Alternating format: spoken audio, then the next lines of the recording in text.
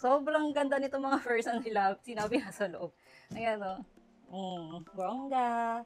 Ang ganda naman ng cabinet nyo. Buti pa kayo may cabinet na ganyan. Naku, wala.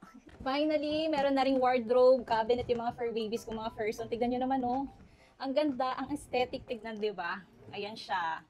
Ayan siya sa likod. Napakaganda. Ang bongga, di ba? Buti pa sila may magandang cabinet.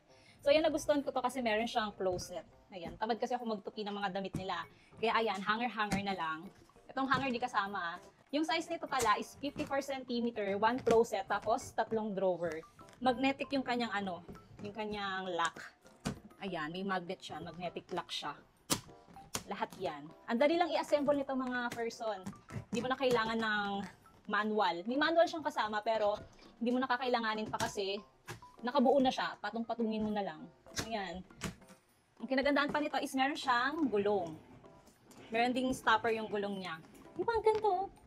Hindi ko pa naayos yung mga gamit nila kasi gusto ko i-share sa inyo itong bago nilang wardrobe. Ito yung kanyang 3 drawers. Ayan.